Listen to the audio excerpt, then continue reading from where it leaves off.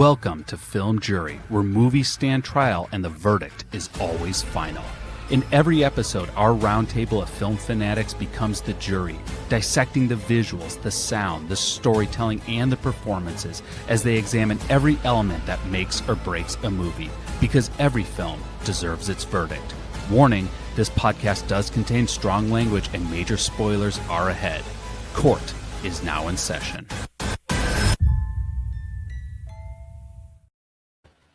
Welcome to the Film Jury Podcast. We are continuing with our month-long theme of Love Hurts. And in this week's episode, we are going to be unpacking the film from 1981 called Possession. It is directed by Andrzej Żuławski, and it stars Sam Neill and Isabelle, I'm going to say Adjani. And this was a big year for Sam Neill. 1981. Not only did he do Possession, but he also did Omen 3. And we're gonna start to unpack what Sam Neill brings to this role. I'm James Patrick, the host of Film Jury, and I could never make a movie like this simply because I go to therapy. I'm Kat Stratford, and I specialize in emotional extremity and despair. So it's right up my alley. All right. And I'm Kristina. I'm the person in the back of the cafe trying not to notice the couple having a very public argument. Oh God, I can't All wait I can to get think, that scene. the whole movie, like nobody sees this. Like, eyes down, don't pay attention. This movie did not do well. It was released in 1981. I don't think it got U.S. distribution until 1983. that is correct. It was released on my birthday. 2 years before my birthday, technically, but like on the date of my birth in 1983, I looked. Wow, what a terrible birthday present to the world this was. When it was originally released in the United States, they cut out like a third of the movie too. More than that.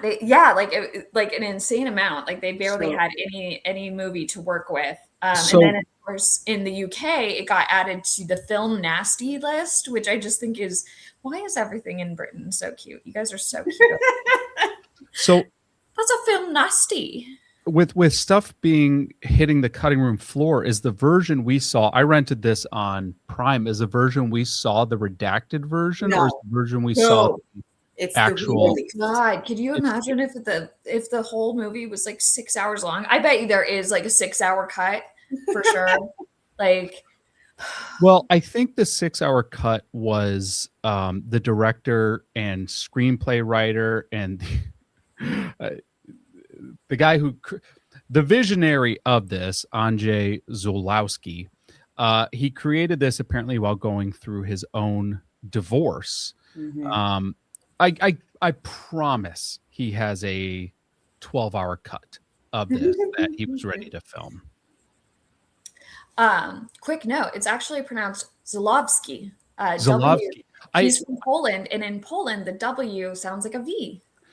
Żuławski. So I looked up how to pronounce Andrzej because I thought I would struggle more with the first name than the last name.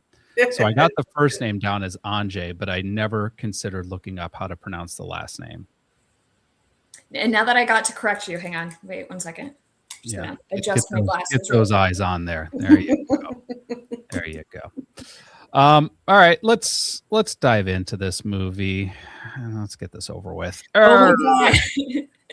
So we open with Sam Neill, who plays Mark, getting out of a cab in front of it's either a condominium complex or an apartment complex, and he's greeted by Anna, his wife. We're not really sure what their relationship is. We just know their connection is tense, to put it mildly. Mm-hmm. He has this funny thing where he gets out of the cab holding his luggage. He puts his luggage down on the curb, stands up to talk to her, bends down to pick his luggage, picks it back up, then bends down, puts it back down again, and then stands up again.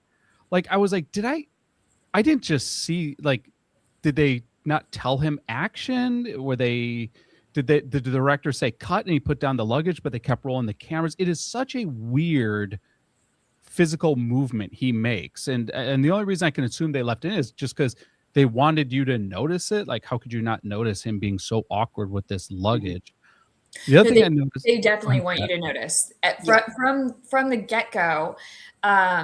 Like, it's just off. Like, the entire movie feels like you're in a dream. Everyone's acting a version of normal, but it's not normal.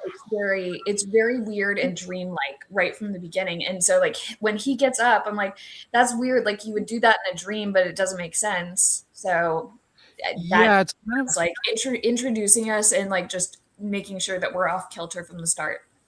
And the camera was anything but smooth. Like, they were not using like Panavision here. They were hand holding this camera and walking up to him with this camera. So you have a lot of real shaky movements and this extremely blue color palette, wildly saturated blue. And I think part of the awkwardness is that, like, we learned very quickly that he's been gone for a while. And we pick up on that. Yeah. He doesn't, I think it's supposed to show that he doesn't know how to act around her right now, like, because of that separation. And because of, as she goes on to say, like, she kind of wants that separation to continue. Yeah. So two other things I'll point out in here. One, the dialogue is so muddied. And it is in a lot of this movie. It is so hard, especially for you, Kat. Like, how do you track this? Like, do you just have to read? Did you have to like request a transcript to be able to? No. I made my way through this movie. I did not enjoy this movie, you guys. It was like, the audio aside, like every line they utter is like, just I'm like, I never wanted to watch a movie on like double speed so bad. Like, I was just like, like if it were a TikTok, I'd be holding a side of the screen so that it plays at 2 speed. And not for lack of stuff happening, just everything feels longer. Like, yeah. And I will say, I watch it with subtitles. Some of the subtitles were wrong. I was wondering. Yes. The subtitles did not match the speech often, frequently. Yeah. Also, the music choices were unique. And maybe I wasn't clocking music as much because I was paying so much attention to trying to figure out what the hell they were saying. Do you not use subtitles? Oh, I do. But like, I don't like to look at subtitles if I can help it because I want to watch what's happening in the scene. So oftentimes I have to rewind and play scenes multiple times to be able to catch what they said as well as what they showed. For a second, I thought the music was composed by the director and the writer, and I was like, oh, want to be John Carpenter, but it was just another Andrzej, and I'm not going to pronounce the other Andrzej's last name. The other thing I noticed is they use 2 different types of framing in this.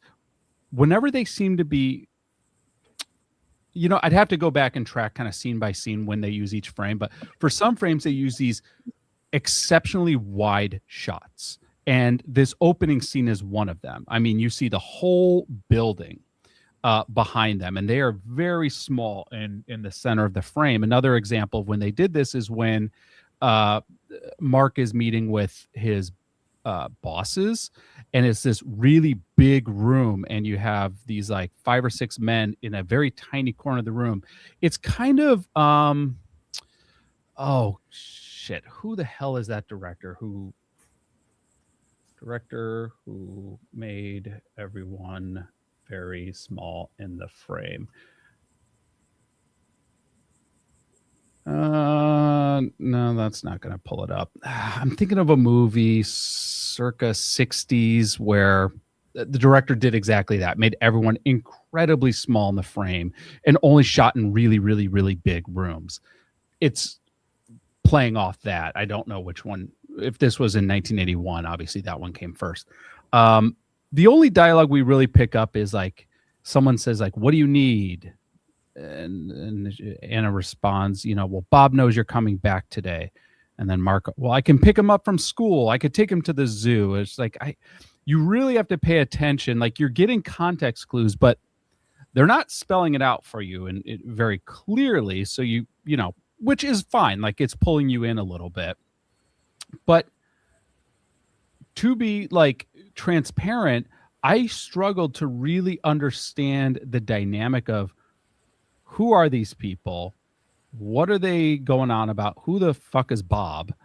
Who the fuck is Bob? Because who such a weird name for a kid. So we find out like 1 minute later, Bob's the name of their fucking toddler. This is like a 6-year-old kid. And I didn't realize it was his son at first. I was like, I assumed for some reason I assumed he was a stepdad. I didn't get that, and I know that Kristina is about to say the exact same thing as me, which is that I figured out very quickly that this is a couple that's in a fight. She's asking for a divorce. He doesn't want a divorce, but he's been away. She's obviously been playing. So like, I picked up on all that really quickly. I even figured out that Bob is a child really fast, but like, why would you name your kid Bob? Like, why is the kid named Bob? Like, very odd. I want to ask the director, like, why Bob? Not Bobby, not Billy. Nothing Mark does is intelligent throughout this entire movie. And we can blame Mark for naming that scene in the toilets was pretty clever. I don't know, that was quick thinking. We'll get there. So we have that scene where they're laying in bed together, they're naked, and I'm guessing they could not engage with each other. It was a failed attempt. It looked like it was a failure to launch for sure. Yeah. And he did not reach her pinnacle. He's trying to add logic to this. Naturally, feelings change. It's the same with me. And, you know, I don't even want you now. Like, he's checked out too, which is, as we'll get into, wildly ironic. I disagree completely. So he's acting disaffected, but there's a like this moment where she's trying to explain how she feels, and he asks how she feels, and he leans into her. He's clearly interested in that moment, and then she says, "I don't feel anything," and that's when he turns away because his mind is wounded. He's like, "Well, I don't want you either," right? But he drops the line, "Without you, I feel nothing." Okay. Yeah. And then we know he's invested because then he goes like on a 4-day bender. Yeah. 3-week bender. Was it 3 weeks? 3 weeks. I really, it took me multiple tries to watch this movie. It was really unreal. Okay. I'm glad you clocked that, Kristina, because I was trying, my read on this was he could not operate in bed, and satisfy her. I didn't read it that way. I read it as he couldn't. Not interested. That he needed a pill, and it hurt his. He's used to a different kind of loving now. Yeah, his so bad. It's so gross. Is his driving force in this movie? Is his ego? Got it. Okay. Pride. Yes. Yeah. So like he can't handle the ego death for sure. The fact that she started to lay the groundwork to say that she's not feeling anything, that's when, Kristina, you were saying, that's when he says, well, it's the same with me and I don't even want you now. Yeah. Like that. Okay. So he's deflecting. Mm-hmm. Got it. Okay. That makes significantly more sense. Yeah. We then cut to a meeting. It's kind of like, it looks like a hearing. In a large room, you have 4 men on one side of the table, and the camera is constantly circling them, and they're all kind of like in a semicircle around Mark, and they're asking him questions. And it's clear he's giving some sort of intelligence report. You get the sense he's a spy, or works. He's an international spy. That is what we find out, and they give us a little bit of foreshadowing. I knew this would come back. They ask him, but we must know: does the person you were following still wear pink socks? Still wear pink socks, which is such a spy thing to ask. Such a weird thing to ask. It's weird, but you're thinking about it for the rest of the movie, and then when pink socks I totally noted it. I thought was creepy when they offered to help with this family. He says, because he's trying to say, like, I'm not going to work for a while. I have to tend to my family. Like, can we help with that? Will you be unavailable for a long time? Like, they were just so robotic in calculated in how they're communicating with him, which was really disconcerting.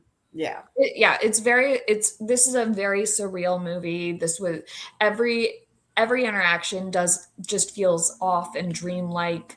So, and this is no exception. It feels off. It feels like a dream. I would say this was my favorite scene in the movie. Like, I love this scene so much. And I will say it kind of hints, because we quickly see like duplicity in a lot of the characters, specifically in Anna.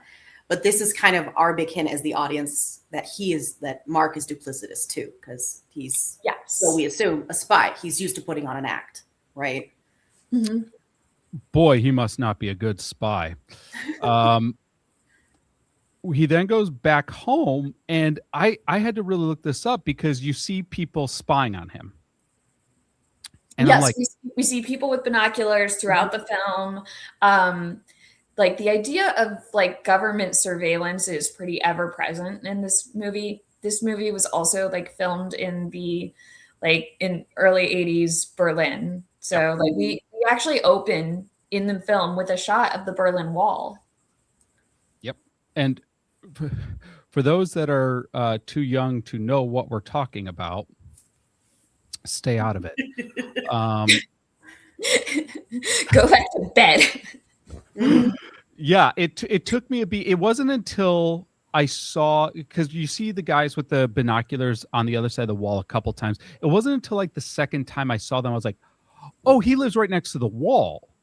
Got it. I wasn't tracking that. Like, it was only at that point, because like I said, there's a lot that actually happens in a movie where it doesn't seem like a lot happens.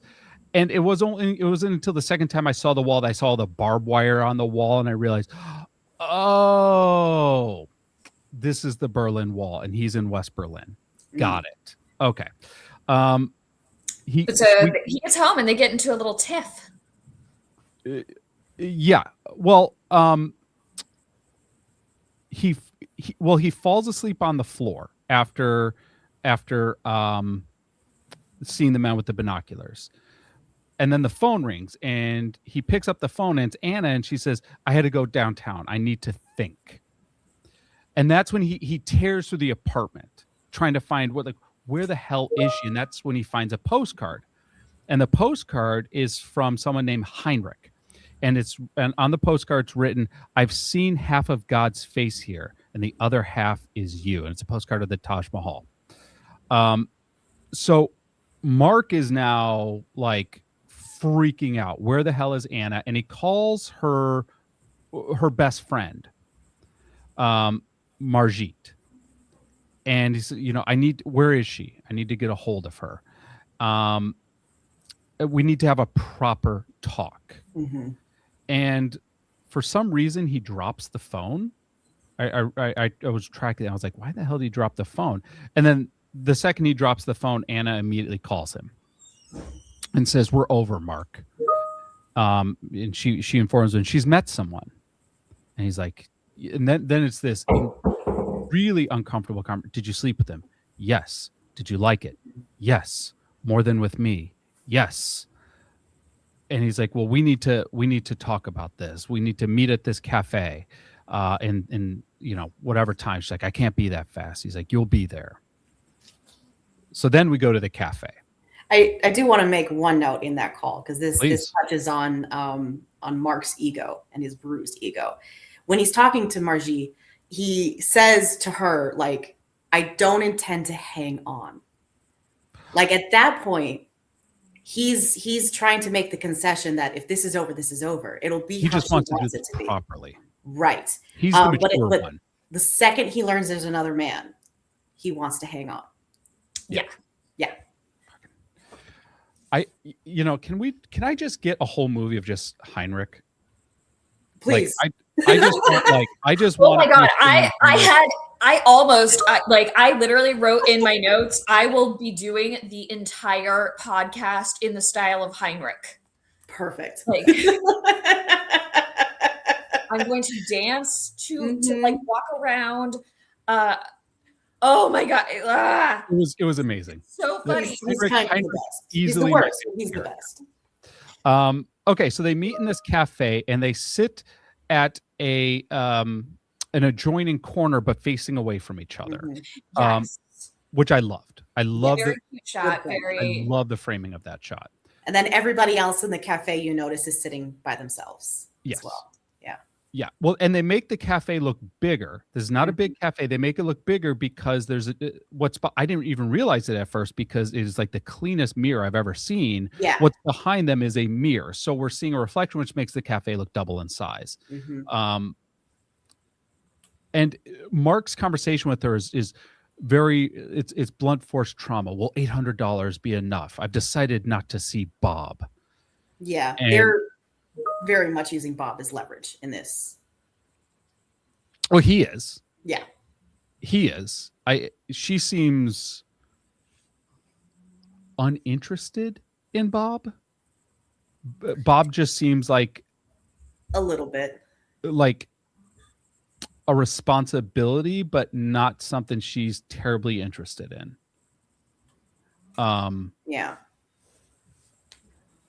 And they end up going back and forth, and she has this line. This is a damn good line. In fact, let's unpack this now, because I'm curious both your takes on this. I just got that this director hates women because of how poorly he writes women.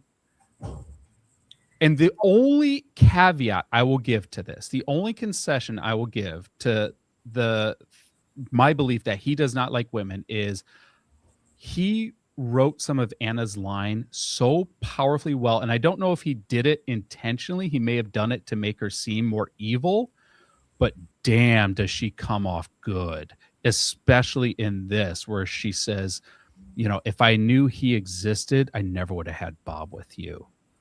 I mean, talk about like a perfect precision knife line. There was a couple lines where she knew exactly what to say to eviscerate him. I don't think the director hated women, but I do think he was definitely showing his anger. He wrote this while he was going through his own divorce. Yes, exactly.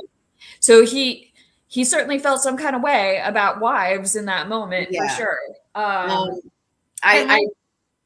go ahead. And the actor who plays Anna talked about how it took her years to recover from this film. She said that like it's the kind of film that requires like everything from you, like not just physically, but like emotionally, spiritually, and like the way that she framed, like she said that the director treats women like lilies. And I'm like, I didn't get that at any point in the film, but like delicate. Yes, but she makes it sound very harrowing. And like, I read the line 3 times because I'm like, how are you being treated like a lily? You're really getting. So I do like the character, but I think I might need to wait until a later scene to explain why. I'm dying. I'm gagged. No, I'm breathless. Like, because there's definitely a scene later where you understand what her motives are. Okay, I can't wait to get into that, because that's the biggest issue I have, which is I don't feel he gave her good motives. So when we get there, flag me. Yeah, I don't think she's a good person still, but there is motive. Yeah. Okay, so we then have to get into a fight where, you know, Mark, I wanted to call him Bob. He just gives Bob energy, really. Bob is an adult energy. Yeah. He decides to knock over glasses and turn tables over, and they're like, I the whole time I'm like, what is going on? Like, ego. It's very surreal. We then go into this room where it's like there was like a comically large quantity of tables in this room and no people. Like there was one person there. There was like one woman sitting in the corner, but like there were so many tables you could not walk between the tables. Like you would walk and knock over tables. There were that many tables. And then 4 chefs run out, or it was like 3 chefs and a maitre d' run out to tackle him. There is 400% more people working at this cafe and 10,000% more chairs and tables than have ever sat in this cafe. I thought that was like so weird. Like clearly they had to be intentional. Like they added extra tables to this scene. It was so congested. As someone who's worked in the restaurant industry, that there were so many chefs there because they were prepping for later. Like, and there were like 4 people in there. They were just in every. No, that was the mirror. That was the mirror. You're seeing the same person. That was no, because there was definitely 2 women and a man. The guy was the maitre d'. No, there was a man sitting at a table. Okay. Well, he was wearing. Either way, I trust everyone was wearing. This is an empty ass cafe filled with chairs and tables. There was at least after the Crimson Peak incident. I trust Kristina with my life. She wasn't on that one. She wasn't on that one, Cat. Sorry, that was Heidi, wasn't it? No, sorry, my bad. Yeah, sorry. You just pooped after Crimson Peak thing. Yeah, just took a big poop on it. All right, we cut to Mark on a bed. He is pale and pasty and dirty, and he has a beard, and he's still wearing the same clothes. I was starting to check. Was this scene where we get him stumbling down the hallway, and we can see the line of sweat on his back.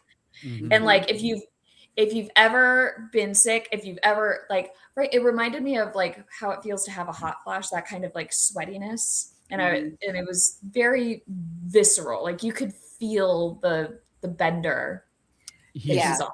He's shaking uncontrollably. The stumbling down the hall. This looks like symptoms of withdrawal because that's what he was going through. Well, yes. He's having withdrawal from Anna. Like there are beer bottles on the floor, but I didn't see any drugs. Just booze. Just evidence of alcohol, and even still, this is extreme for alcohol. Even alcoholic abuse, and you never see him drink at any other point in the movie, so we're not to think he has a drinking problem.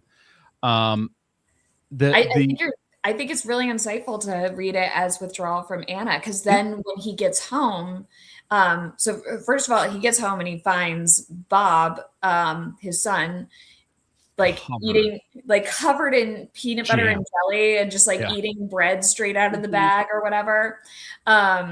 But like when he comes home and Anna's not there, he calls her and the first thing he says is like, "I can't live without you."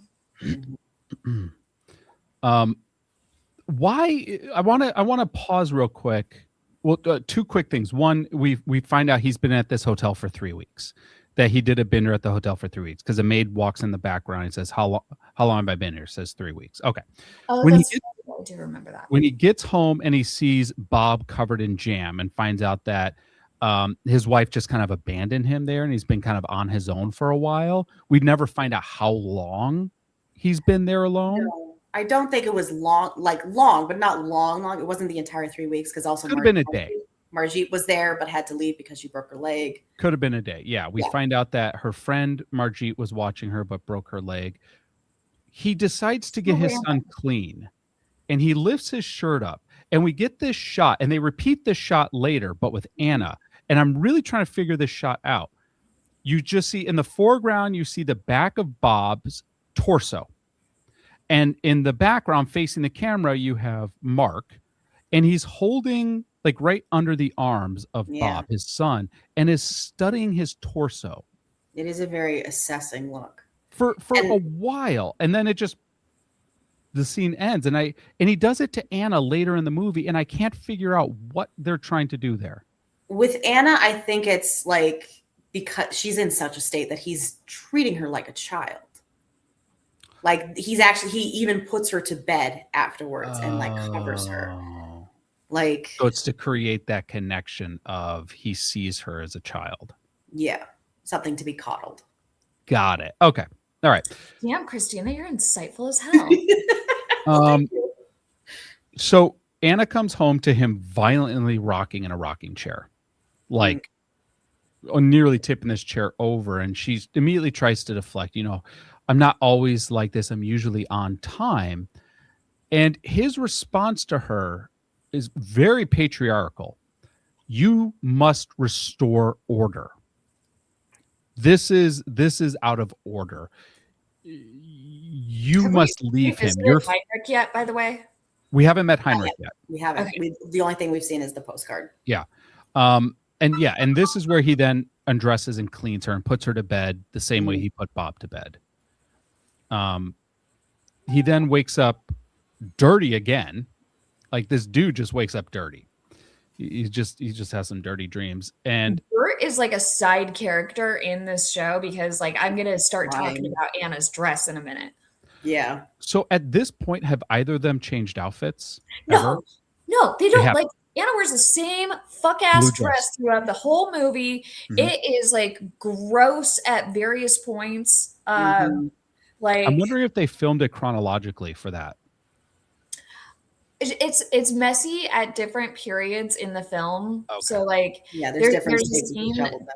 there's a scene where she comes home and I'm pretty sure she just had that weird miscarriage or something because her dress is like covered in shit. Ugh. Nobody ever talks about it. Nobody mentions it. It's just like this guy begging his wife to like break it off with her lovers. And she's like, nope, I'm going to keep traipsing about in this shit covered dress with all my lovers. Yeah. The phone rings and it's someone that sounds like Heinrich. We're to believe it's Heinrich. We have no evidence to the contrary at this point, and it says Anna's with me and she stays with me.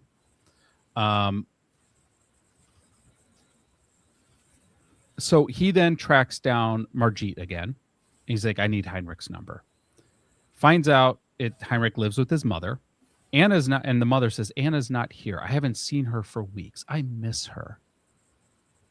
So Mark does what anyone in the 80s would do. He yanks out a phone book and he looks up the address of Heinrich in the phone book. And if you don't know what a phone book is, because you're go back to bed. Stay out of it. Yeah. This is not a movie for you. You're too young to watch this movie.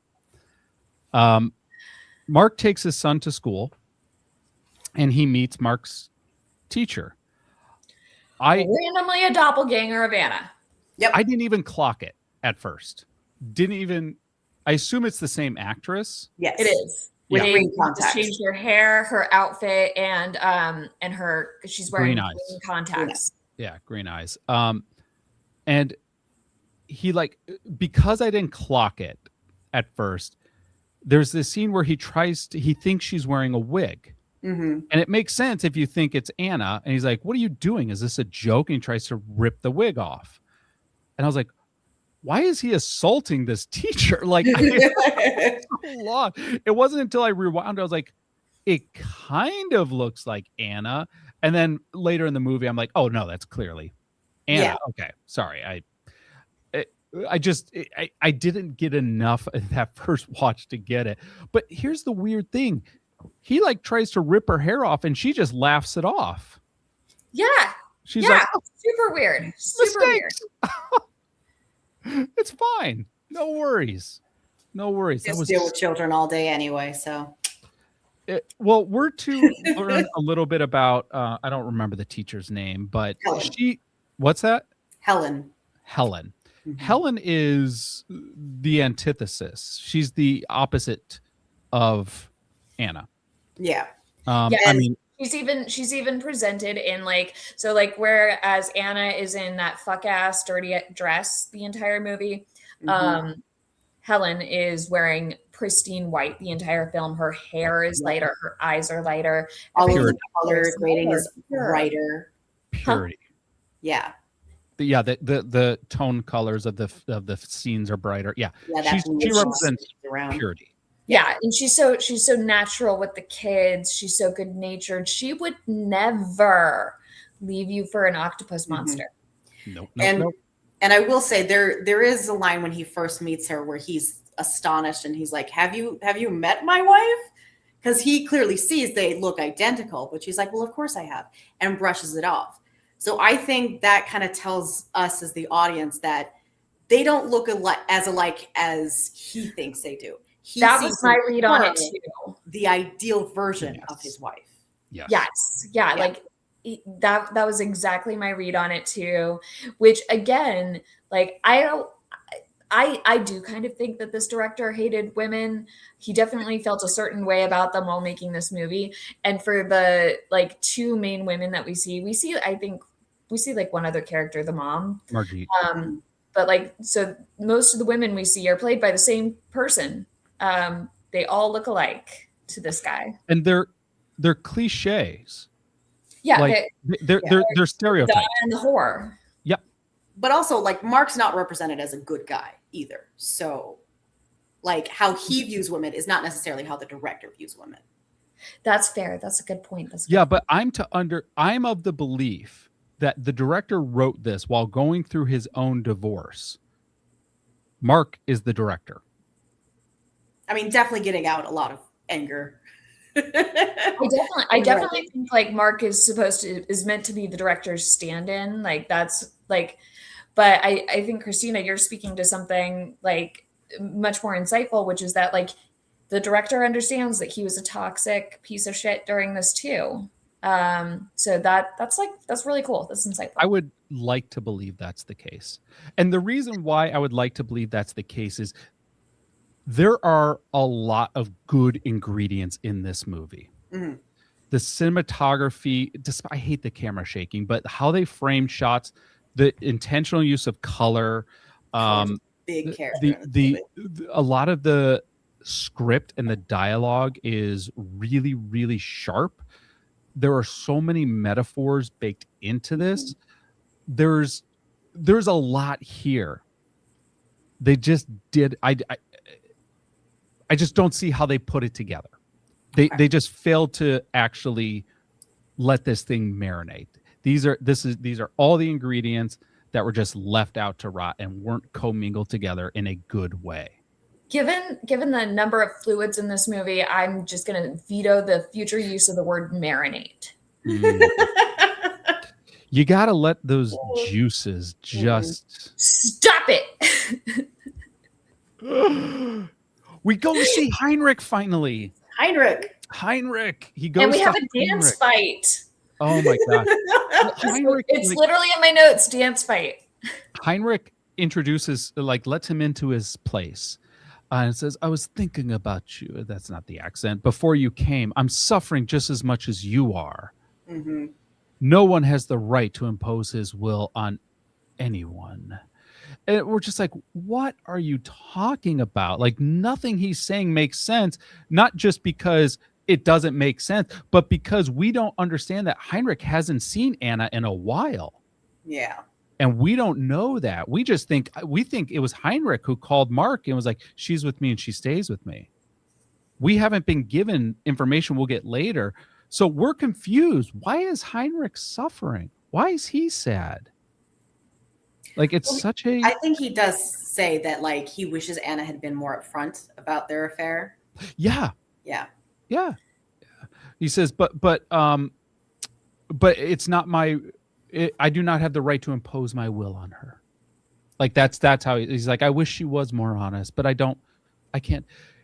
Heinrich is written as what a woman's idyllic romantic flame should be. He's exotic and he's well read and he's adventurous and passionate. Yes. Buttons on his shirt don't work ever. No. Not once. He's cliche, but he also is a cliche trope. Yeah. No, he's a total trope. He's a complete trope. If we're to think I feel a fair partner for a woman, I think he's the archetype that dudes think women are like. That's exactly it. That is exactly it. If we are using this idea that everything is through the lens of Mark's eyes, it makes sense why Heinrich is as eccentric as he is. Because he is so exuberant and like everything is so fluid.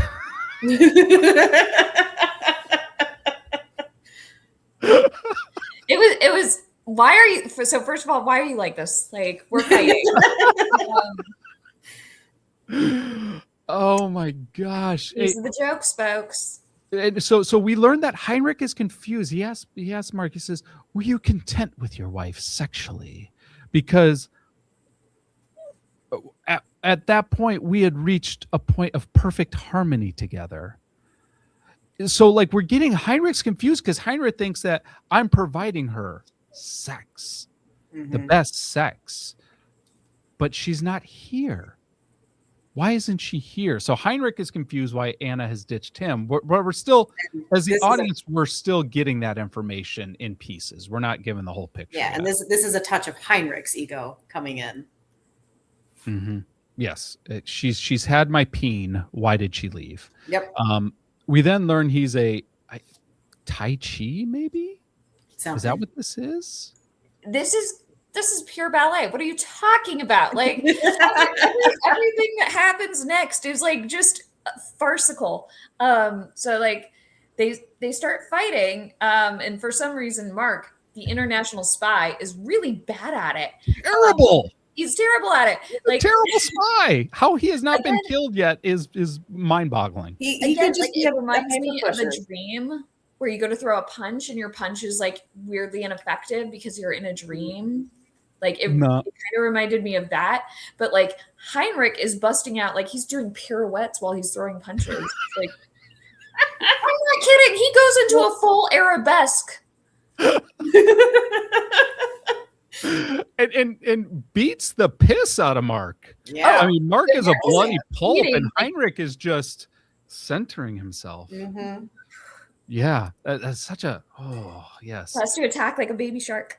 And never raises his voice, and never gets agitated, never raises his heart rate. He's like, why do we do this, Mark? Why must we do this? Yeah. I don't know if he said that, but that's the vibe. That is the vibe, and it's insufferable. And like I didn't text you during that part, but I wanted to text you. Fuck you for picking this movie. Please.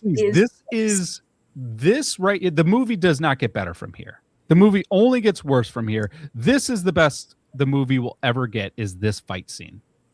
Well, the choreography is amazing. Yeah, John Wick would be so lucky to have an opponent like lessons from Heinrich. I want to point out, every time somebody bleeds in this movie or has like any kind of like fluid, like there's so much of it. And it's so colorful. Yeah, it is the biggest, punchiest red that you've ever seen. So like Heinrich throws a dainty little punch at Mark, and Mark is like gushing blood all over. It's literally like pouring out of him like a faucet. And this is not the only time that we see this. No. So Mark goes home, and Mark is now wearing a green sweater. It's the first time he's changed out of anything blue. He wore that green sweater to go see Heinrich. Oh, okay. Because you still see blood, like a stain of blood on Got it. Okay. But that green sweater, it's the first time he did ever wear something different, right? Green with envy. There it is. Because the cinematography in the Heinrich apartment scene was shot with a greenish filter, not a bluish filter. Like the bluish filter before made everything so pale and so cold. Washed out and cold. And Heinrich's felt green is closer to yellow, which is much warmer. Heinrich's apartment felt very greenish and gold. Yeah. Okay. So Anna comes back, and they get into a massive fight. And this is another one of Anna's really into, she knows what to say to hurt Mark. You know, you disgust me. I fuck with everyone on every corner. You will let me go. Oh, I love that line. I fuck with everyone. So Mark starts hitting her, and she hits him first. Yeah, that doesn't defend it, but no, does not defend it. But it's a very important moment. because it taps into the without you, I feel nothing. She slaps him and he looks at her and says, like, with love in his eyes, do it again. And she laughs. Yeah. Oh, she smiles. She smiles right at him. And he says, he is so on the hook. Like, he wants anything from her, even if it's pain. And he says, as he's slapping her, he says, do you know what this is for?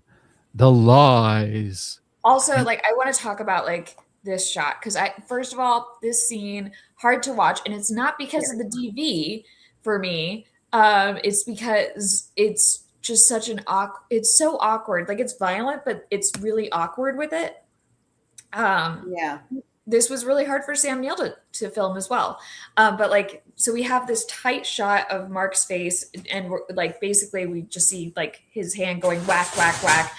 And then like in the background, she's dramatically like everything Anna does is turned up to 11, by the way. Like, if Heinrich is doing dance fighting, like like Anna is just like constantly in the throes of like everything. So like she's getting hit and she's like like she's in a tornado or something.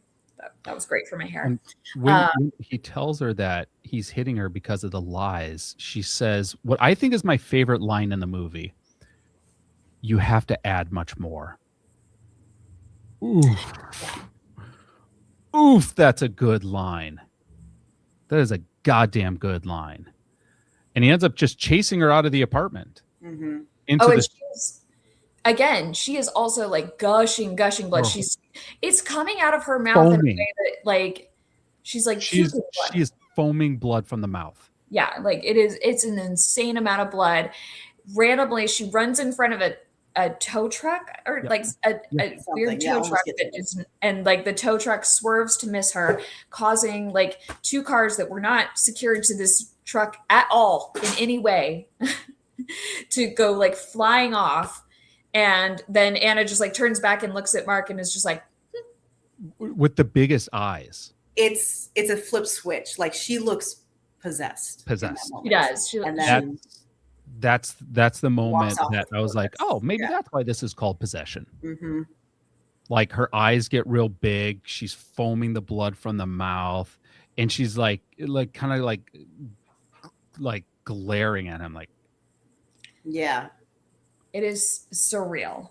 And then she storms off with her arms straight behind her and stops arms locked. She does this weird Naruto run walk thing.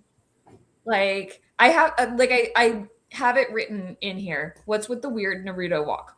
Also, the scene where they get into the fight is where I really noticed that her dress is like disgusting and covered in gross. It's only going to get worse. We then get to meet Margit, who meets up with Mark and is delighted. It's a weird like interaction between the two of them. Is like, and I'm like, is this flirting? If this it's gross flirting. Yeah, I think it is. I think they've had a relationship and they hate each other, but they have had a relationship. I think that's what it is. They hate each other, or he hates her, and I think she pretends to hate him. But you know, even when she said, "I love seeing you miserable," but she said it in such a loving. She's so flirty with it. Like she's like she's hanging all over it. Like, I love it when you're miserable. Clinging to him. This movie feels like it was cut incorrectly, because we then go to Mark meeting with a PI firm, and he hires a guy named Zimmerman to track his wife. One thing about this scene I thought was weird: both men never stopped swiveling in their chairs. Did you notice that? I did not. Did I notice one thing Kristina didn't notice? Maybe. I know Mark was constantly fidgeting. Like, that's Mark for the entire movie. I didn't notice the PI guy. And then Zimmerman was doing it too, just more subtly. They were both like this the whole conversation. Yeah. Mark then goes home drunk, And Margit is in his bed, and then there's a really weird. I was like, is this going to be like an oral scene, and then just goes into a weird hug scene, and then we show the spies again, spying on him. And I will say, in that moment, he is kind of playing father again to both his son and Margit, because he puts the blanket on he her. puts the cover on her. And he's saying like the same words, like, let's put you to bed. Let's put you to bed. He definitely sees himself as a caregiver, as a protector. Like that, that is the role he has. That's the role he wants to have. Uh-huh. It's nice to have goals. Aspirational identity. Anna comes home in a dirty blue dress. Only worse. And Mark says to her, I think of you as a woman possessed. We could roll the credits right there. Could have. She then takes a carving blade, an electric carving blade, to her neck. Her neck. By the way, the tension for this is building for this entire scene, because Margie is sawing with this. She's got one of those electric carving knives, and if you don't remember what an electric carving knife is, then go back to bed. You're stay out of this movie. I still have those. They exist. I still use it. Yeah, I still use it every Thanksgiving. No, you don't. Really? Okay. The only other movie that I've seen an electric carving knife in is Surf Ninjas, which I actually recommend over this movie. Leslie Lee Nielsen is using an electric carving knife in his like Den of Iniquity torture chamber. There's an electric carving knife in a slasher film. Oh, I'm positive it exists in many films, but like the one that comes to mind is, again, the other 90s classic Surf Ninjas. Oh, Evil Dead 2013. Yeah. She said that Axe used a chainsaw in the original to saw his arm off. In the 2013 Evil Dead, she used a carving. Does that get through bone? I don't think that would get through bone. I love that. You know, Sam Raimi's not getting older; he's getting better. Well, that was Fede Alvarez. That was the 2013. Let me just have the joke, okay? Okay. So there is that tense buildup of her. Yes, like she's doing that for like several minutes while they're arguing. Yeah. And he's trying to find out why their relationship's not working. And he's trying to assure her it'll be the way you want it to be. Like trying to be what she wants and so what she needs or whatever. And like the lead up right before she does it, he's saying, help me. And that's when she puts it to her neck. And this is a theory. I don't know if it holds water, but like, later, we find out some of the things that she's been hiding, or like her possessed state has been hiding. And I think that this might have been a moment of clarity for her where she knows what's waiting for him. So to help him, she tries to off herself. I wasn't sure what her motivations were with the knife thing. And then like after, and I wasn't sure what his motivations were with right after. Because like right after he like helps wrap her neck in gauze, he goes and makes a bunch of slashes on his arm with the same electric carver. To which I'm like, guys just used this on raw beef. Please don't be putting that to open wounds. Yeah. It's not sanitary. Yeah, you got to use it. This is how you get like flesh diseases. Well, that's. I mean, we're at the head of the AIDS pandemic. Ooh. He cuts himself, and then she says it doesn't hurt. And he says no. Yeah, and at this point, she's like her confident, possessed self, Which I mean, it's an interesting thing. Is like they're trying to point out that they are past the point of physical pain. Yeah. The emotions have been so heavy. What they've had to bear is so intense that physical pain is nothing to them. Right. Anna goes to go get groceries, and she's being tracked by the PI, who's the worst PI ever, by the way. Like, So subtle. So subtle. Everyone is terrible at their jobs. Uh-huh. Everyone is terrible at their jobs. She sits next to a transient on the subway who decides to just eat one of her bananas. Yeah. She's completely unaware because I'm sure her consciousness is just fading in. It's just not. I think the only reason they showed it is just to show that she's not clocking anything. Right. Except with PI. Who like is chasing her, like literally he's running after her constantly. She's just walking. Why is he always running? Like, oh my god! And he's like 5 feet behind her. Mm-hmm. He's literally just like it. If I were like a woman walking alone on the street with my groceries, and this guy is like constantly running behind me 5 feet away, I'm gonna start running too because like I think I'm being chased at that point. Yeah. Right. But Anna's in her own little world, so she doesn't notice this terrible spy.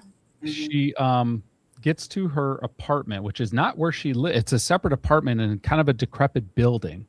Right. And so gross. He goes to her door and basically tries to say that the super sent him and he needs to check her windows. He's there to check her windows. And she kind of doesn't even bother to ask, well, why did you chase me for the last, 15 miles? But she lets him in, and he's kind of looking around, and you see just a mattress on the floor with a green sheet over it. I should tell you a story about a time where I walked into a girl's apartment. There was just a mattress on the floor. True story. And Anna shifts her out of that date with both kidneys. I have no scars. Right. Yeah, there's no scars on me. But Anna shifts like it almost like a light switch goes off in her, and her persona changes. And she then goes and starts to get wine. She goes to the guy. She's like, "Would you like wine?" Yeah, she's laughing. And I don't know why wine means sex. Well, she also like before that like was standing in the doorway blocking him, taking off her bandage, which was like undressing. Like she was already getting flirtatious with him. Boy, it was awkward. Don't get me wrong. She's not good at flirting. But this guy read it and he's like, "Miss, I've got kids." I'm just here for the windows. Scooby-Doo. I got kids. I only came to check the windows. It's so awkward. Yes. And she's laughing the whole time like she's just been told the funniest joke. It's so unsettling. And the whole time I'm just thinking I would be out of there so fast. This lady starts randomly cackling at me. Why did he even go in there? Like, what was the point of that? His job is to investigate and report. No, but he calls Mark, and Mark is like, "Bitch, get your ass in there. I want to know. Want to find out more." Because Mark wants to know if there's a third guy. That's why. You're right. Yeah. We then get in the background a scene of a weird, slimy, moist, like very dewy looking creature in the background. It's kind of like I have to moving. turn the brightness up on my TV. I could because you really don't see it. You see a big shape. Silhouette. Yeah. Practical effects, we love them. This caught me off guard because I knew nothing about this movie going into it, and we're really deep into the movie. Yes. Yeah, so all of a sudden, for it to throw out a monster in the movie, I was like, "Whoa! What?" I did know that we would get some kind of octopussy at some point. I mean, yeah, the cover art, I noticed it, but I didn't really. It was like maybe it's a Medusa play. I don't know. Yeah. I really didn't think much about it. So this sent me for a loop. When I Googled the film, one of the first things that came up was like a link to a Reddit page. And the first thing I see is like, if you're looking for a movie about a lady with a weird octopus fetish. So I did know, I did get a little bit spoiled. But like the whole time I'm watching this movie, I'm like, is it the same movie or are they getting it mixed up? Like, will there be another possession sex at some point? Yeah, there's a movie called The Possession. That's not this one. Anna hits the PI. And by the way, we should mention, this is not Zimmerman. this is Zimmerman's business partner and we lover. find out. Yeah. Later. Anna hits him with the bottle and then stabs him with the shards of the bottle. Yeah. And again, it's a dreamy, surreal murder. I'm going to mention it every time because like she just sort of delicately, like if you've seen the final season of Stranger Things, then you've seen a really good stabbing with a wine bottle. This is not a really good stabbing with a wine bottle. This is like, she walks up and she just sort of delicately is like, the wine bottle. And then he's like gushing. There's a disproportionate amount of blood. So it's still doesn't move after the first stab either. I know, he gets stabbed and then just stays there. Like, why does he stand? Like, I took notes on like some of these killings because like later on we see somebody get shot and it's the slowest death scene ever. And I'm like, you'd think there'd be like some more action for this. I'm surprised these people haven't been offed way earlier with how bad they are at everything they do. Survival instincts of a fart. Yeah. He didn't last long. So it's been, what, 10 minutes? The Helen, is that the teacher? Helen? Teacher Helen, yeah. Really, to be clever, they just should have like taken Anna's name and just put it backwards, and that would have been the teacher. You could have named her Hannah. I mean, you went right over to the joke, like right over it. You just steamrolled it, Kat. You stepped on my joke. Turnabout's fair play. So, Anne, now I don't remember her name. What the hell? Helen. Jesus. Helen is for some reason taking care of Bob. Why is she there? It's literally in all caps in my notes. Why is the teacher there? We find out later, much later, that she's there to talk to the dad about the fact that this kid is having night terrors at school. Yeah. But like it's only after she like gives her student a bath and then starts cleaning the kitchen. Like it is furthering this idea that she is everything that Anna is. Yes. Right. She's so natural with the kids. She's so warm. She's so maternal. She's so everything a woman is supposed to be. She is a caretaker. She can run the household. Like, yeah. But the question is, can she bang? And we don't know because Heinrich comes to the door. Why is Heinrich there? Next line, all caps. Why is Heinrich there? Heinrich. And Heinrich is like floundering. He can't stand still. He's flailing against the walls. He's drunk. Yeah. At this point in my notes, I wrote, I want to play Heinrich in the reboot of this movie. Oh my God. And Heinrich is looking for Anna. He doesn't know where Anna is. And this is where we learn that Heinrich hasn't seen Anna in a long time. And that probably wasn't Heinrich who called Mark. Probably not. Yeah. Because he even says he didn't. Yeah, he said I was gone. It's such like a one-liner that you miss it almost. Yeah. And Mark is loving it. Mm-hmm. He's getting off. So happy. He's so happy. So like if there were a need for a blue pill, Mark doesn't need it as long as Heinrich is humiliated. Yeah. And in pain, Mark is rock hard. And he is like, so Mark is wearing his most psychotic face for this, by the way. Like his smile is just like mouthful of razor blades, basically. Like just like. Well, this is his bender. He's drunk now. He's drunk on Heinrich's pain. God damn it, Kristina, you are so good at that.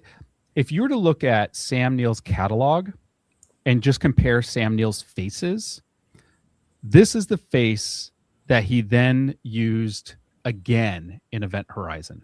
I didn't see that. Yes. Yeah, I remember thinking Event Horizon too. You can't leave. She won't let you. That's such a good movie. We should do that one. We'll have to pick a theme. At the end of this episode, I'll tell you what my next ideas for themes are. So Helen's cleaning the kitchen. Wait. Sorry. This scene, between Heinrich and Mark. I love. Yeah. It's one of my favorite scenes. Where Mark says, I used to fear you, but I don't anymore, because obviously Heinrich's drunk off his ass. And Heinrich, you get this very intense close-up where Heinrich says there's nothing to fear except God, whatever that means to you. And Mark replies, God is a disease, or I think God is a disease. And then Heinrich responds, through that disease, we get closer to God before he leaves. I want to harken back to the postcard that Heinrich sent at the beginning of the Taj Mahal. Taj Mahal. I saw half of God's face here. The other half is you. So when they're talking here, they're still talking about Anna, even though they've name dropped God. They're still talking about their relationship with Anna and their obsession with Anna. And for Heinrich, who is like trying to be unattached, unaffective, Zen, right? His obsession with Anna is something he fears. And for Mark, it's a disease because his marriage is falling apart. He gets off on the pain of it. He gets off on the sickness. Mm-hmm. Yeah, that's good. That's really good. Good for Continue. you. Mark starts. So, I also want to point out during this entire scene, like you already mentioned that Heinrich can't sit still, but this entire discussion is happening while he's like doing this kind of thing. Like he's still dancing. He's still doing choreography. He hasn't lost his momentum. Like what? It's isn't it a law of physics? Something in motion stays in motion until he mentions God. Then he goes stone still. Oh, until equal or greater force. Mm-hmm. Yeah. Yes. It was definitely the best scene in the movie. Oh, we might be giving Andrzej way more thought than he put into this.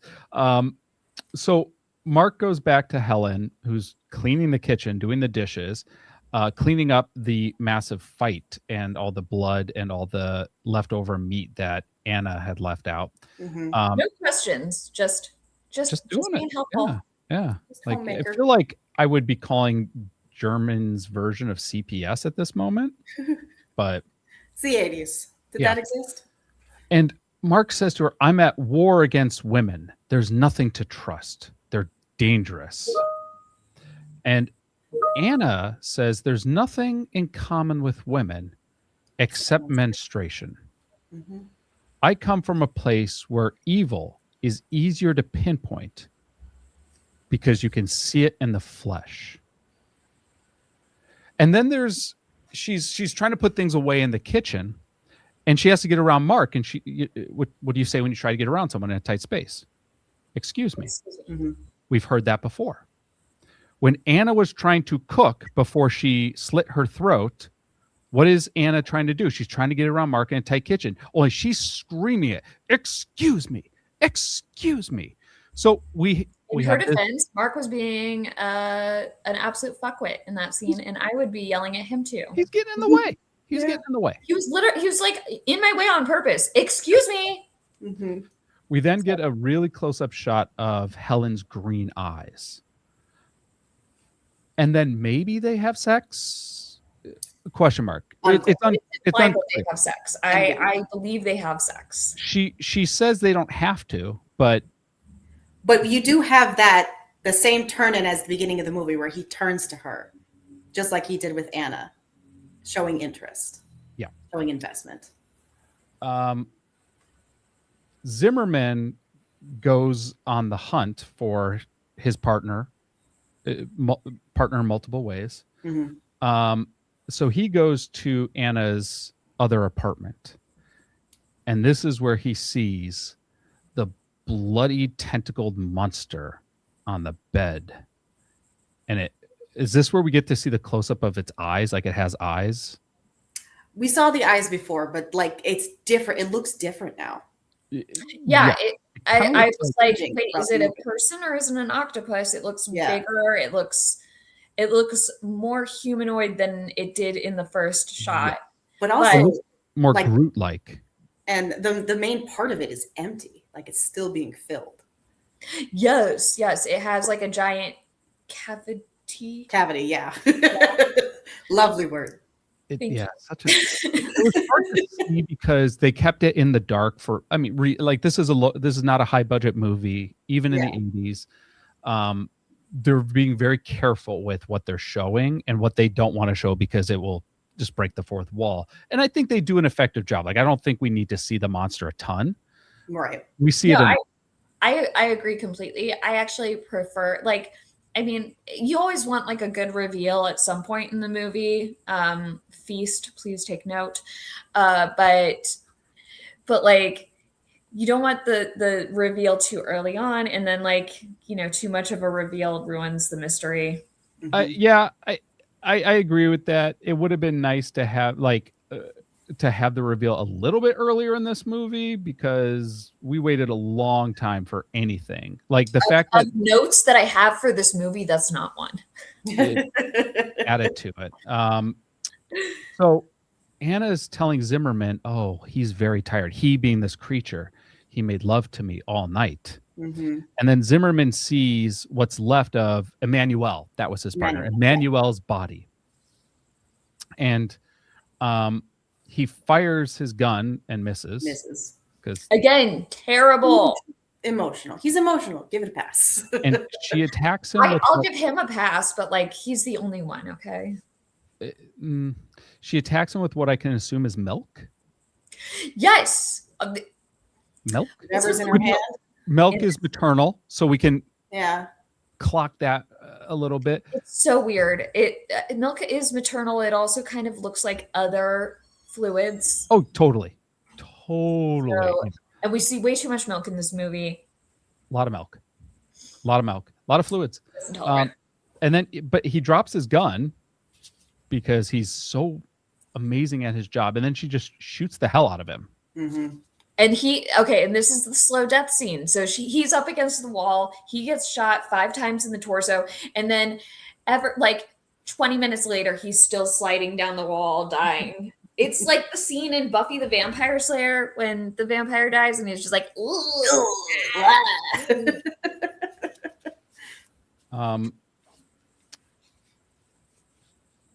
at this point, I'll be honest, I stopped taking notes.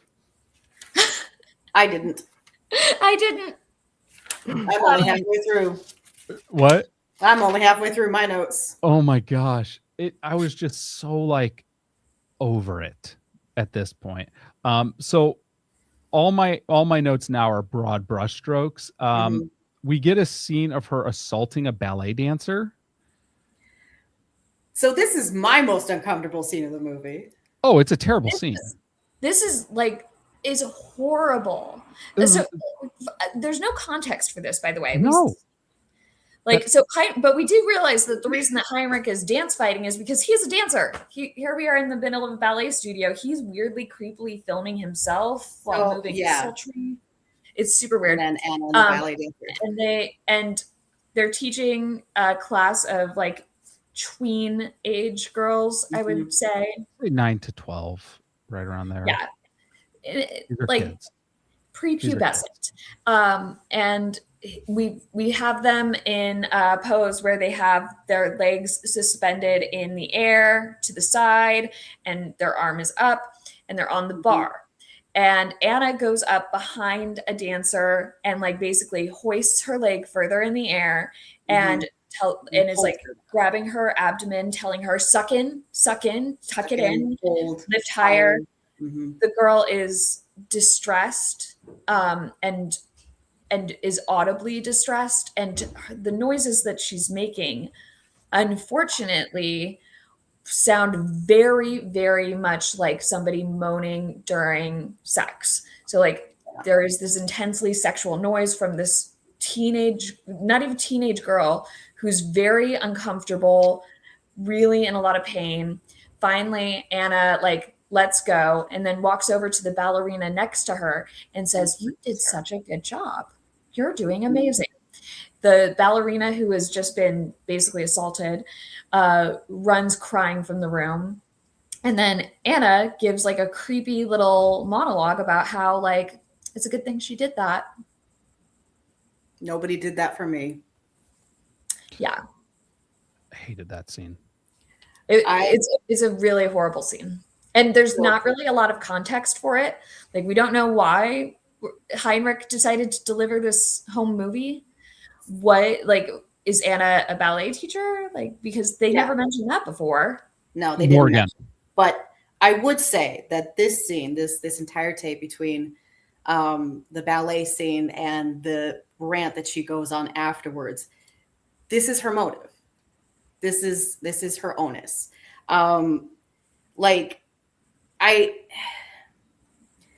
She talks a lot.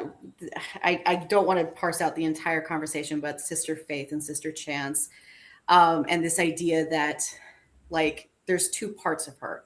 And I think overall what this home video is supposed to be is she's trying to fit into a position that she's been told she has to do, right? That being family, a husband, right? A child. The idyllic housewife. And she has to get into this position and hold it until it is painful. And then by chance, she finds something more fulfilling. She finds passion. But even in that, she's not able to be who she needs to be. She's not able to be her whole person. Like she makes I think the phrase is, I play parts that are smaller than me. All the world's a stage and I play parts that are smaller than me, because she is not fulfilled in either relationship. She has not been given the chance to find a relationship where she is herself and able to be her whole self. So she has to, playing off that, she has to create it. Yes. She has to create. And that feeds into, I think, Kristina, again, you're so insightful. Like, you're just brilliant. But like, I think that plays into like what we're already seeing with like, Anna is such a bad mom. She can't keep her shit together. Her dress looks like crap. She's abandoning her kid and her family. Whereas Helen is so perfect, so nice, so wonderful. She's the ideal woman. Anna is a bad woman. She's inherently bad. Yeah. I think what was it? She's talking about like, my faith didn't allow me to wait for Chance. Chance didn't give me enough faith. That is a sick line. Yeah, it's good.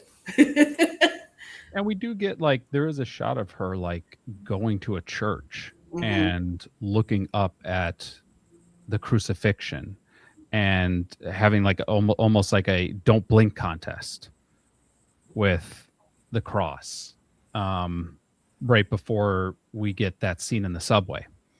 Oh my God. Can we talk about the scene in the subway? This is how I heard about the movie, was this scene. Like I randomly stumbled across a video on YouTube talking about scenes that stick with you from horror movies. And it was this scene.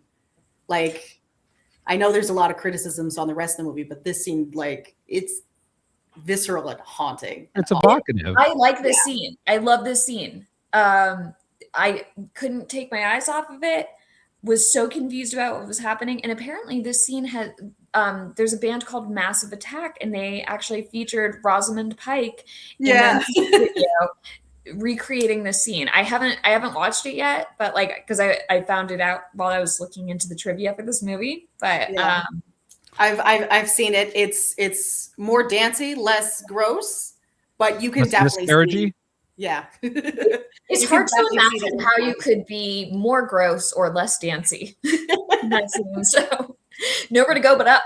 Yeah, she has like what one could read as a possessed conniption in an empty subway. But she miscarries. Like, it's after.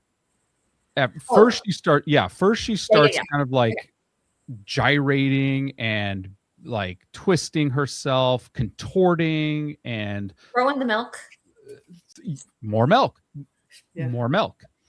And then she kind of like crouches down and starts to not just from ooze. She oozes. No, it's coming from her it's ears. not her ears, everywhere, her like eyes. Yeah, like woman is gooey. I will ask, is this a miscarriage scene or is this the birth of the monster scene? I was trying to figure it out because the movie's not going to tell you. No. I read it as a miscarriage because I read it as a Well, did she say it was a miscarriage to calls it a Mark? miscarriage. She's telling the story in She does hindsight. mention the miscarriage, yeah. She calls it a miscarriage, and that's why she's having her monstrous affair, is because she has to protect her faith, because she miscarried it before in trying to be this perfect mom while Mark is away. She miscarries her faith. One could read it as this also was the birth of the creature, but the creature is the idea. The creature is a metaphor. Yeah, I mean, what oozes out of her is not just miscarriage. No, that's you know, having one, like, no, that didn't go down like that. There's a lot of milk. It's so gushy. Mm-hmm. That's a word for it. Gushing. Hey, remember a couple weeks ago we were recording a podcast and I was eating Gushers? Oh. Why are you this way? Why would you bring this up? I just don't like you at all. Well, here's something that'll cheer you up. We get more Heinrich. Heinrich goes and visits Anna's hidden apartment. Mark told her where she was. Yep. Mark was so excited. He was delighted. What? I said he was delighted. He's like, oh, here's his address. Yeah. He wanted to cause friction. Heinrich sees the creature, and the creature's stronger. It's bigger. And then Anna stabs Heinrich. Yes. In the armpit. In the armpit, yeah. This is I think this is, don't we have an armpit stabbing in Crimson Peak? Do we have multiple armpit stabbings in this? Yeah, we do. Excellent. I love that. Underrated. Cat loves a good armpit stab. Yeah. Yeah. Don't ever give Cat a high five. One arm behind her back. Guard your armpits. Anna then undresses for the creature. Gross. We then, and I wrote this note, but like I said, I'm broad brushing my notes now. Someone said it's mommy calling me. I assume that's Bob said that. And then Margit faints. Oh yeah, that does happen. Okay. Margit. So Bob doesn't say it. Mark says it. Mark says it to Bob. Because so they get the call. Heinrich has seen the creature. He's like, you got to meet me at the bar. I got to tell you what's going on. And so Mark is like, gotta go, and asks Margit to take care of things. And Bob is like, where are you going, Daddy? And he says, Mommy's calling me. Mommy's calling me. Yes. Okay. Mommy's calling me. Yeah. He assumes that he's like, he wasn't supposed to get back to her. Yeah. He assumes Anna wants him again. Yeah. So that's why she faints. I had to actually rewind that part though, because she faints kind of like, again, everything's very surreal, very dreamlike in this. So like her randomly fainting is just like, so like, just wait, what just happened? Why'd that bitch just faint? Yeah. I wrote Margit faints with 3 question marks. Yes. Faints? So then we go to my other favorite scene in this whole flick. Yes. So we go to this dingy little bar. Heinrich is there. He's dancing. He's freaking out because he's seen the monster, and he's like, "We got to go to the police. We gotta call somebody." But he never stops. He never stopped. We have to go to the police. Heinrich is the best. Okay. Mark is still pretty excited. He's like, why should I call the cops? Why should we call the cops? I'm not calling the cops. Or do you have a problem? Like, call the cops? Who? I don't care that she's killing people. Mm-hmm. I think he even says that. I don't care that she's killing people. So Heinrich then says, listen, if you're not going to go to the cops and you want me to be quiet about this, you better pay me. I know you have money. I need to go on vacation to like wipe my brain from what I've seen. You don't understand. And then he like takes a quick break from dancing to puke. Mm-hmm. And while he's puking, Mark, still so happy. he walks over to a trash can in this bar and I don't know why this is such a random trash bag, but he gets a single feather. Why is that in there? And a shoe. They pluck their chickens there. They get their chickens extra fresh. Yes. Like, so he has this feather and he has this old Converse. And he goes back into the bathroom where Heinrich is now finished puking and he's washing up after at the sink. Mark goes into one of the toilet stalls and then jams the sneaker into the toilet, intentionally clogging it. And then he uses the feather to make himself sick out of the trash, and he uses the feather to gag himself so that he pukes. And then only when the overflowing clogged toilet is filled with puke, he goes and he calls for Heinrich. He takes the lid off of the top of the toilet. I'm going to get so graphic with this. Like, he calls Heinrich and he's like, I'm sick. And Heinrich is like, bitch, what do I care? Like, do you have any idea what I've been through? I've been stabbed in the arm. But nevertheless, Heinrich comes over and gets a toilet lid to the skull cap. He goes down like a cheap chair, and that's when Mark. Yep. We see like Mark's true colors here. Yes. Mark picks Heinrich up, no hesitation, puts his head in the overflowed toilet, repositions him, steals the drugs out of his back pocket and sprinkles them all over the crime scene. And then he flushes the toilet. And we see just like blood and ick coming out all around his head. What a way to go. And then Mark dips. End scene. It's such a good thing. And I'm gonna touch on a few other things with that. Yes. Like with it, Kristina. Like colors, this scene is entirely green. Like this entire bar scene is green. And green is, as we've established, the color of envy, but it is also the color of sickness. Like that the emoji, for the barf emoji, the barf is green, right? So we have he's already equated God or his relationship with his wife as a disease. And he literally is making himself sick in this scene. He is giving in to the sickness. He is giving in to the disease, to whatever Anna wants. This is his concession to be on Anna's side in this scene. I love that read because he really he's just like on this magical journey with her now. Like so much of the movie, he says it'll be the way you want it to be, but he wants it to be the way he wants it to be, right? But in this moment, that's the change. He will give her what she wants, whatever she needs. So why does he then blow up the apartment? To cover the evidence.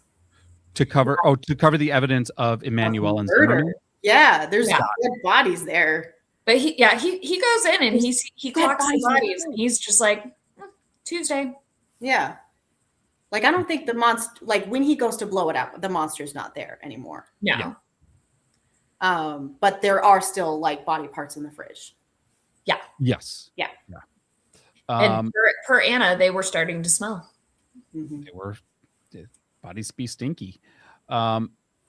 He goes home, to which Margit has her throat slashed. Yes. Okay. It's just a great shot. We open the door and Margit is just there with her throat slashed and she's got the blood raining down. There's no way that she'd be up and walking at that level of blood loss, but this is this movie, so yes, she is. I took it as she did it to herself. Oh, I immediately knew it was Anna. I was like, you knew it was Anna. Yeah. Okay, we find out it was Anna later, but my first read is Margit did that to herself out of sorrow that Mark left. He's gonna make it work with his wife. Yeah. Yes. Oh, I should have read it that way. That was my I immediately knew it was Anna, but as soon as I saw it, I was like, what's happening now? Anna's protecting this creature as if it was her child. Yeah. Like motherly instinct. And then more than she ever had with Bob. We get the one and only sex scene in the movie. Yes. Yep. And it's a sex sexy time, guys. Mm-hmm. We finally get the biggest reveal of the monster that we have had. The monster has changed. It is now. She gets the reveal.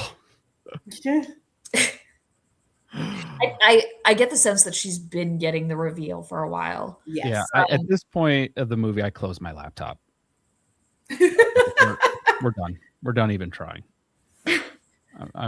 So like the monster, the monster is like full up on top of Anna, making the beast with two backs. If and you she can say is that about this thing, locked eyes with Mark the entire yeah. from the second he walks in. and it's like, does anybody want to take a crack at describing the beast? It's no.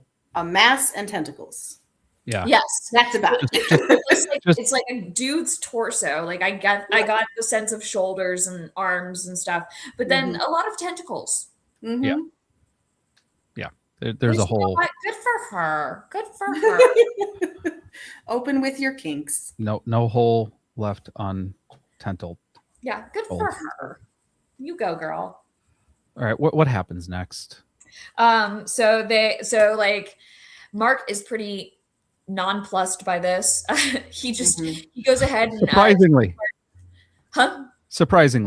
Yeah, like he just takes Margit's body over to the bathtub and is like, put this here.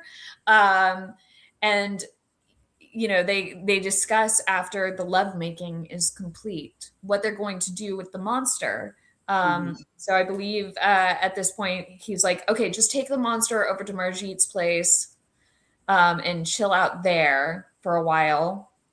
He picks up the body, sticks it in the trunk of his car. I have the most clear notes after this. Then he instigates a car crash with police officers. That's right. Before then, he does talk with Heinrich's mom. That's right. They have a super unusual scene. I kind of liked this scene. I did too. Like, because the mom was like, she knew it was Heinrich, but his body was dead, but his soul wasn't there, which implies like the monster. That's what the monster eats. That's how the monster is becoming. Yeah, it is consuming souls. Yeah. And there's this cool. So like, but the monster didn't kill Heinrich. Huh? Unless we're to think that with Anna, that Mark's actions are under the control of the monster, in which case by proxy he absorbs. I kind of got the impression that like once Mark takes this like hard left turn, and he doesn't care that Anna's killing people, she doesn't care, like, and he kills Heinrich. That hard left turn for me, like he's also like possessed at this point, for lack of a better term. He's got the same sickness. He's got that tentacle madness. So that was my impression too. But the mom says that since Heinrich isn't here, she doesn't want to be here either. So she's going to kill herself. So she overdoses on pills and has a nice little chat with Mark. And when she passes away, like the window behind Mark actually opens on its own, and that's her soul leaving. And I thought that was really cutesy. Does the monster get that one too? I think that the monster does, doesn't he? Because like, I feel like the monster does. Just getting souls. Maybe. Well, just because like the next time we see the monster's done. Like he's cooked at that point. Yeah. So like he had to get a little extra from somewhere. So I assumed it was that, but I could totally be wrong because she made her own exit. Yeah. So I want to like, we're about there. Like Mark tries to create a scene with police as a way to create a subterfuge reveal of Margit's body. I think he was trying to frame a cab driver as the killer of Margit. But it doesn't go well, and the cops end up shooting him. Well, he was also like just trying to create a distraction for Anna to leave. Yes. Okay. To get out. It seems like for a movie that is she's not traveling light, so long, they're really rushing towards the end here. He gets trailed back to this apartment building, and this is where he sees the final creature. Mm-hmm. And it's him with green eyes. Here's my question on motivations. Mm-hmm. If we were to think and we're to read this as Anna couldn't find happiness with Mark because Mark I represented the patriarchy, really, and like being a subservient wife to the patriarchy, and Heinrich represented this kind of like idyllic, passion, carefree, adventure, and she needed to create her own hybrid. Well, she just created Mark again with green eyes, so we don't get much indication that this is going to be any different than, like, she just recreated Mark. So it seems like she just created another trap for herself. So this is tapping into like what Mark saw Helen and like saw her as his wife's doppelganger, but even she like didn't register that she looked anything like his wife. He saw in Helen everything that he wanted his wife to be. And so the monster is everything Anna wanted Mark to be. Yeah. That was my read too. I knew you were going to say that. Yeah. That's good. But we're missing a couple steps here because, okay, so we have like skipped all the way to the end. But like before the final confrontation with the cops, before Mark gets shot, he actually has a run-in. This isn't clear to me. Does he drown that dog? No. I think he's kind of hallucinating at that point. Maybe he's going through the same sort of like weird possessive thing that Anna was going through earlier, but we didn't see what Anna was actually seeing in those moments. But he made some notes about, or some comments about how he once, like, his dog was dying, right? And so he followed his dog under the porch because he wanted to be there and see death, basically. So I think that was his mind just going back to that moment in his past to see death. Kristina, you beautiful genius. I love that. So, but anyway, so we have a guy come up behind him and start saying a bunch of cryptic weird shit. And this guy seems to be connected to the police who are chasing him, to the spies who've been like watching him. Mm-hmm. But we don't know who he is until the final scene. So Mark goes on this incredibly unlikely chase. What was up with those cars exploding just out of nowhere? That was fun. That was their whole budget, by the way. Yeah, was just making those two cop cars explode for no reason. So he has this big elaborate chase. He also so Heinrich must have really rubbed off on him, because when he goes flying off that motorcycle, there's like 3 twirls that he does in the air. It's so unnecessary. But so he runs to the top floor of this building, mm-hmm. and Anna winds up chasing him, and he's like, Anna, no, I told you to run, go. Why are you here? And so she's there, but she's there with her critter, and she's like, he's finished. I wanted to show you. We're so excited. Aren't you so proud? Mark's been shot multiple times at this point. He's bleeding. He's at the top of the staircase. Where are they going to go? All of a sudden, he and Anna are talking, and we get the reveal of the creature. And then all of a sudden, pop, pop, pop, pop, pop. The cops have come in. They're on the bottom floor, and they've just randomly shot upstairs, as one does. And they've shot both Anna and Mark. Oops. So now Anna and Mark are dying to get till death do they part, you guys. Yeah. It's a beautiful reunion. And they have a kiss. And yeah. And then their kid does this weird climb out of the building. I didn't get this last part. Okay. We'll get there, because the creature ascends the stairs, and do we get the scene of Bob first, or do we get the scene of pink socks first? I think we get. Oh, I think we get pink socks. Pink socks first. Okay, so we Mark's body's thrown. We get the idea that the creature throws Mark's body down the center of this stairwell. Mm-hmm. We then get an individual coming to inspect, and you think it's a police officer or a detective, in more formal wear, and he sees Mark's dead body, but then he goes to adjust his shoes, and we realize he's wearing pink socks. And what my take is okay, if Mark is in espionage, mm-hmm.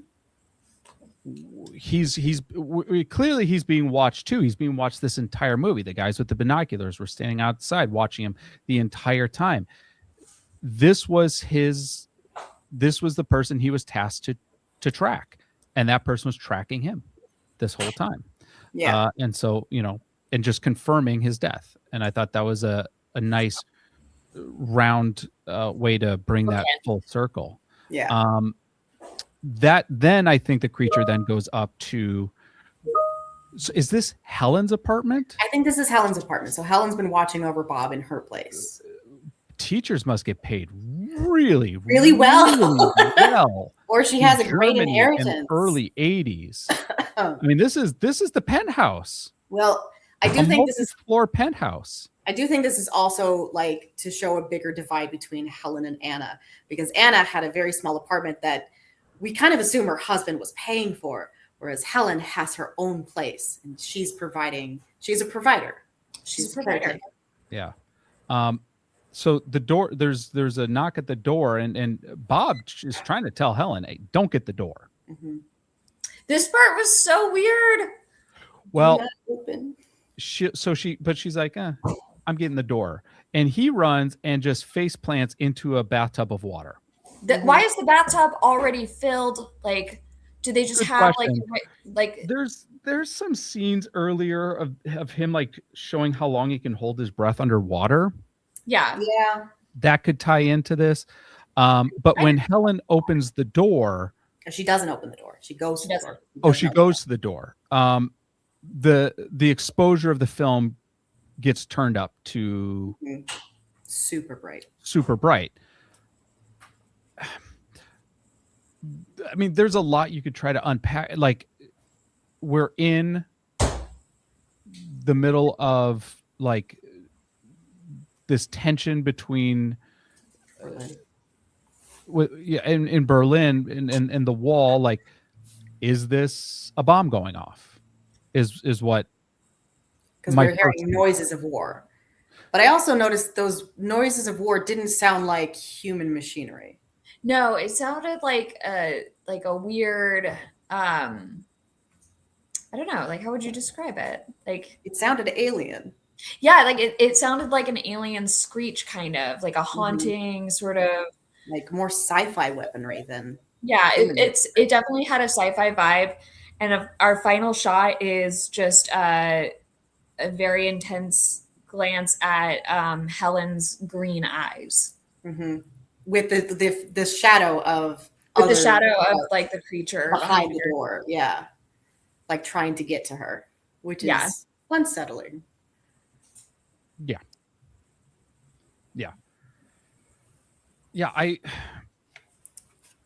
So is the kid just hiding and holding his breath, assuming water is a safe space for him? Like, is he trying to kill himself? Does everyone die in this movie? Like, that's another way you could read it. I'm leaning towards that, because I think there's an undertone that children are collateral damages and stuff like this in divorces, and I think that's kind of how it's leaning in this scene. Yeah, there's like a lot of violence that happens in that house while the kid is home. Mm-hmm. I mean, let's be honest. If this kid survives this, he's going to need a tremendous amount of therapy. Much therapy. Yeah. All right. Well, let's go through. Kat, you first. Final deliberations. Where do you land on Possession from 1981? I appreciate many, many things about this movie. I appreciate good cinematography. I appreciate strong ideas. This to me was like overwrought, in my opinion. It reminded me a lot of this one time in my sophomore year of high school. I wrote a paper that it was a short story. I thought it was so good. I thought it was like could rival the great American novel because I was a sophomore in high school, and that's when you think things like that. And that's kind of what this reminded me of, is like an overwrought sophomore film students thing. So I'm gonna say it's guilty. I did not like this movie. Okay, Kristina. Man, I would say not guilty. I'm sorry. I do think it's very weird. I do think there are some things that are unpolished. I think it's very artsy, which sometimes works in its favor, sometimes doesn't. I sometimes have a harder time with older horror movies and like getting in tune with the vibe of them, because storytelling was different. And storytelling is different when you have a creator from a different country. But I think overall, like it's unsettling. It's haunting. There's scenes in that movie that I will never forget. And I think there's a message, a lot of pain. And I think it was done overall pretty well. Okay.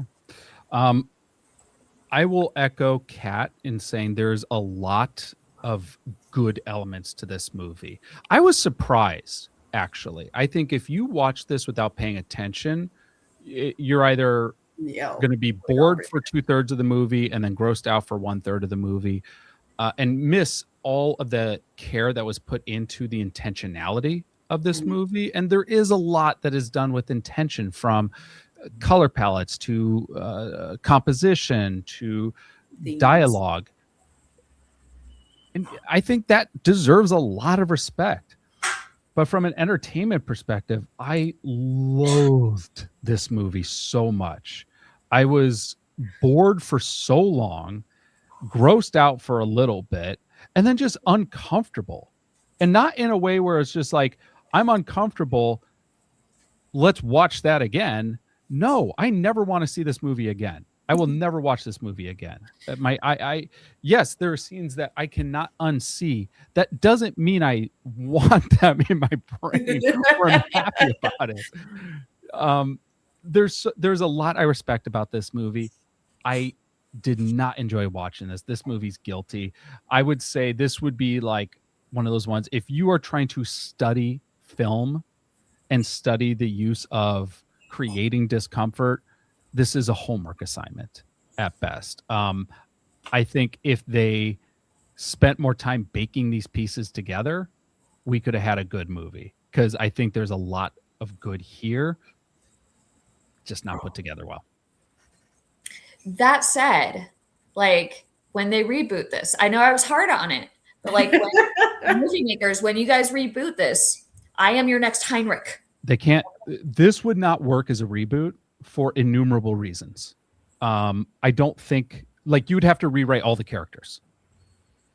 Or you could not make this movie today. With the characters as they're written, I don't think so.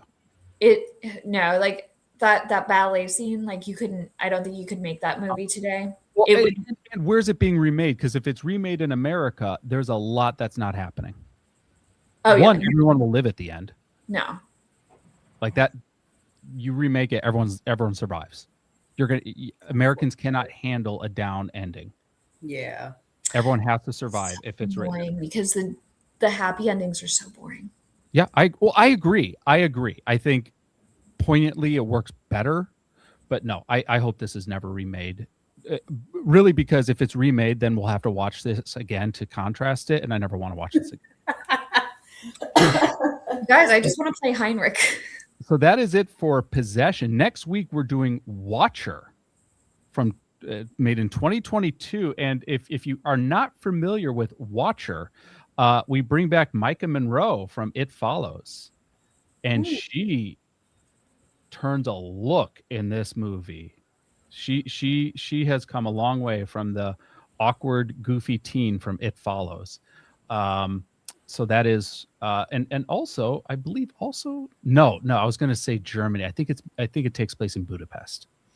And that will then conclude Love Hurts month. We then go into March, which will be Meta March, and we're going to be dissecting movies that have a meta theme or a meta undertone. And some of the movies, I haven't made the list yet, but I'm certainly thinking The Cabin in the Woods. Cabin in the Woods has to be. Yeah, I'm certainly thinking Behind the Mask, The Rise of Leslie Vernon, The Final Girls, which is a fun meta one. Like, I don't want to be too on the nose. Like, I mean, we could do Scream, but I think there might be some other ones that audiences might not have heard of that could be interesting. Then April, here's what I'm thinking for April. Let me get your feedback on this. Attack of the Remakes. Ooh, okay. Attack of the Remakes. Attack of the Remakes. Are we gonna watch another Black Knight? What's that? Or no, Christmas Night, Black Knight. What is that movie called? Black Christmas. Black Christmas. Yeah.